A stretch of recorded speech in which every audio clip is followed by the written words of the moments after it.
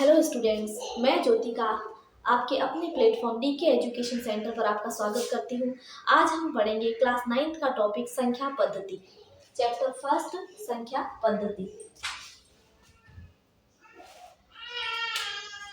संख्या पद्धति संख्या पद्धति में हम देखते हैं, संख्या पद्धति में सबसे पहले हम पढ़ेंगे वास्तविक संख्याएं।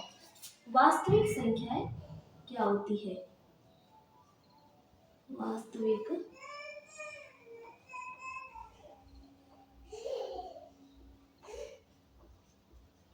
संख्याएं। वास्तविक संख्याओं को हम दो भागों में बांटेंगे।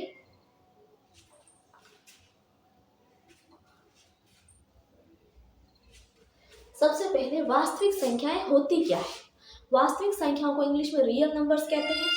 वास्तविक संख्याओं में पूर्णांक संख्याएं, प्राकृत संख्याएं, पूर्ण संख्याएं, परिमेय संख्याएं, अपरिमेय संख्याएं, यानी कि जितनी भी संख्या है वो सारी की सारी संख्या हमेशा वास्तविक संख्याएं होती है। तो सबसे पहले हम वास्तविक संख्याओं को दो भागों में बांटेंगे, परिमेय संख्या और अपरिमेय संख्याएं।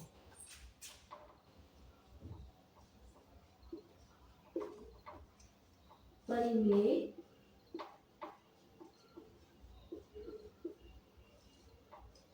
संख्याएं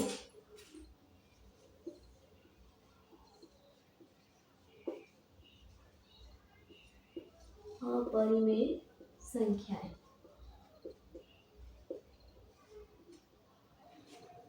अब पहले परिमेय संख्याएं क्या होती है? परिमेय संख्याएं क्या होती है? ऐसी संख्याएं जिन्हें हम p अपॉन q की फॉर्म में लिख सकते हैं, वो संख्याएं क्या कहलाती है? परिमेय संख्याएं। कैसे लिखते हैं? p अपॉन q की फॉर्म में लिख सकते हैं, जहाँ q जो है वो नॉट इक्वल 0 होता है और p और q पूर्णांक संख्याएं हैं। क्या है? p और q जो है वो पूर्णांक संख्याएं हैं। ठीक है, अभी आगे हम देखेंगे कि पूर्णांक संख्याएं क्या होती है, लेकिन q जो है वो 0 नहीं होता है। ठीक है, और p और q पूर्णांक संख्या होती है। इसको इंग्लिश में बोलते हैं रेशनल नंबर। Rational number. अब पहले अपन लेते हैं पूर्णांक संख्याएं।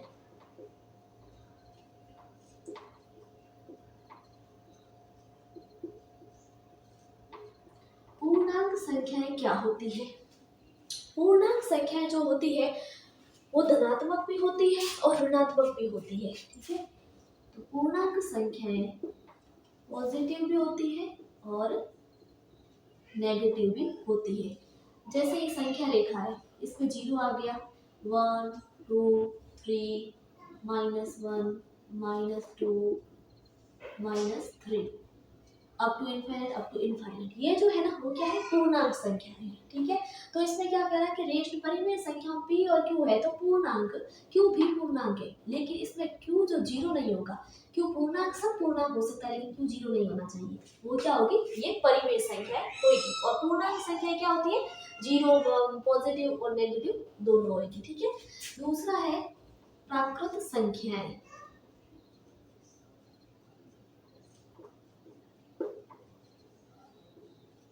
प्राकृत संख्या। प्राकृत संख्याएं पूर्णांक संख्याओं को इंग्लिश में इंटीजर कहते हैं। प्राकृत संख्याओं को नेचुरल नंबर कहते हैं।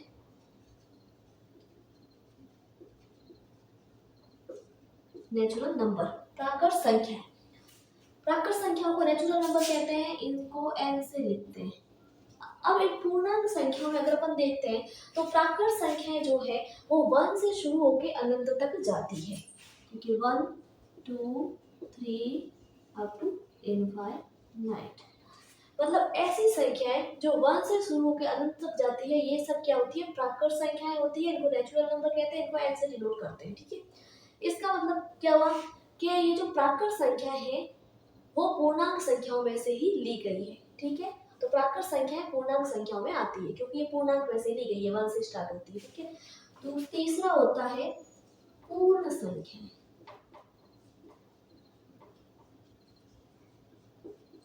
पूर्ण संख्याएं, होल नंबर।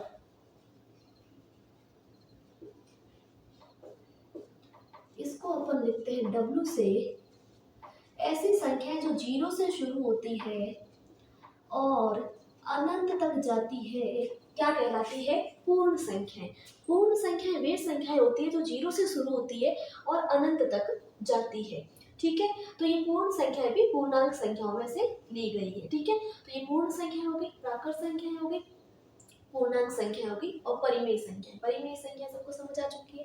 अब देखते हैं अपन अपरिमेय संख्याएं। तो अब ये जो पूर्णांक संख्या है, प्राकृत संख्या है, पूर्ण संख्या है, ये तीनों प्रकार की जो संख्या है वो परिमेय संख्याओं का ही पार्ट है। ये परिमेय संख्या होगी। अपरिमेय संख्याओं को p/q की फॉर्म में नहीं लिखा जा सकता। ठीक है, और √2 क्या है? एक अपरिमेय संख्या है और पाई भी क्या है? एक अपरिमेय संख्या है।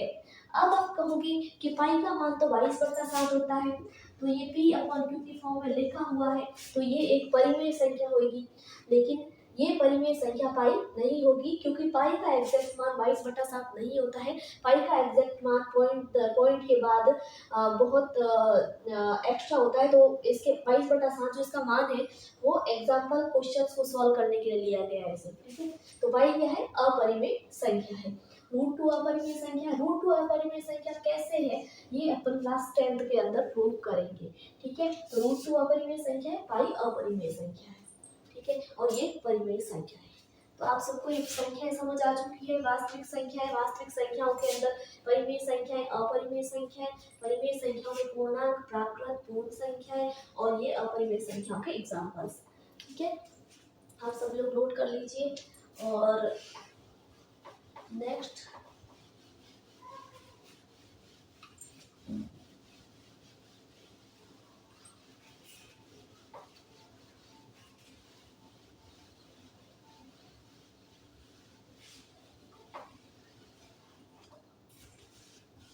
इस चैप्टर के अंदर अपन सबसे पहले इसका बेसिक पढ़ेंगे, उसके बाद एक्सरसाइज करेंगे तो और कॉन्सेप्ट क्लियर होते जाएंगे। ठीक है, अब हम पढ़ेंगे दशमलव प्रसार के प्रकार।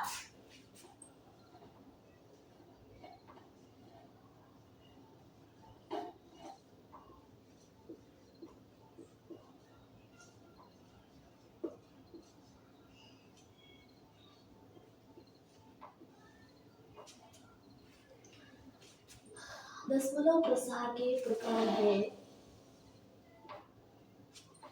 फर्स्ट है शांत। शांत को इंग्लिश में बोलते हैं टर्मिनेटिव।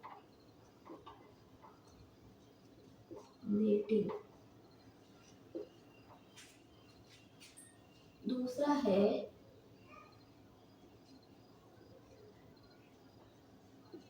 अनवसानी आवृत्ति, इसको बोलते हैं नॉन टर्मिनेटिंग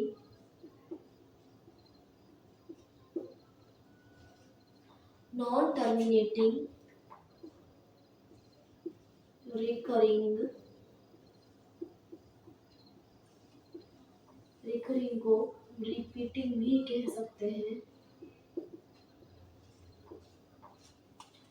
तीसरा है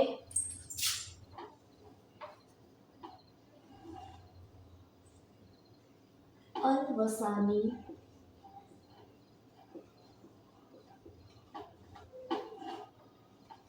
अनावृत्ति।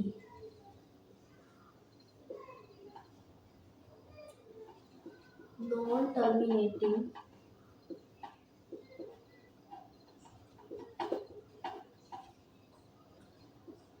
Non recurring.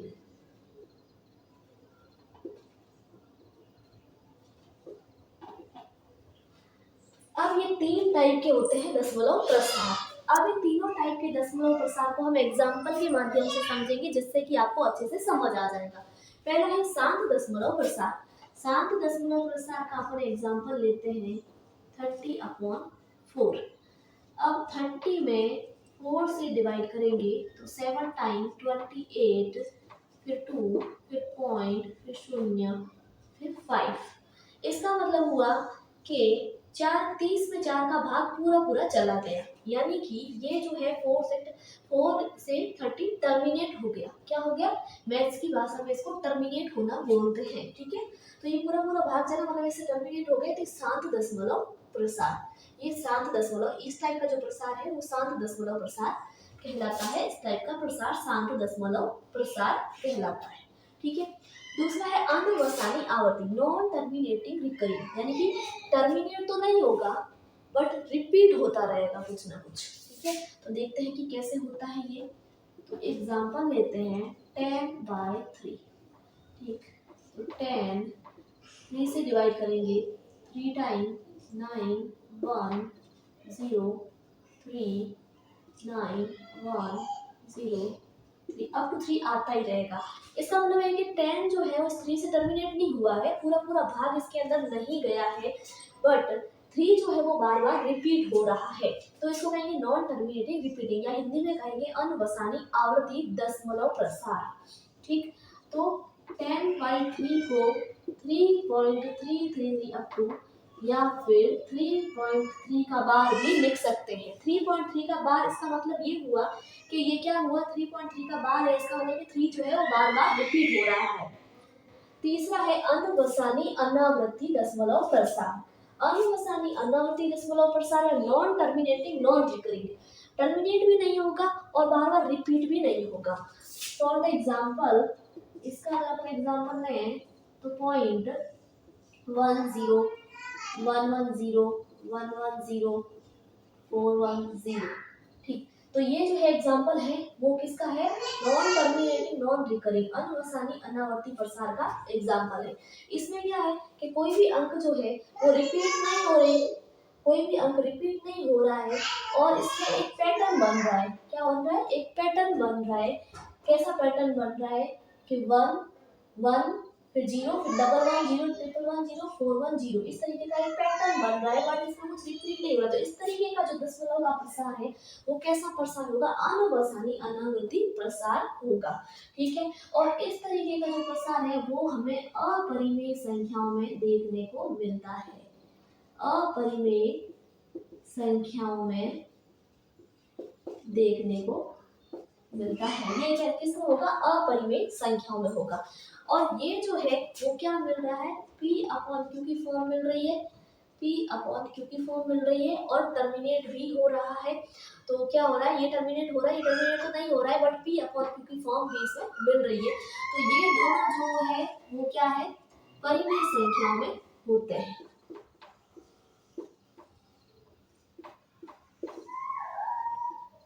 ये दोनों जो है परिमेय संख्याओं के अंदर ये वाले प्रसार होते हैं। शांत अनवसानी आवर्ती प्रसार, ये दोनों प्रसार परिमेय संख्याओं में होंगे और अनवसानी अनावर्ती प्रसार जो है अपरिमेय संख्याओं में होगा।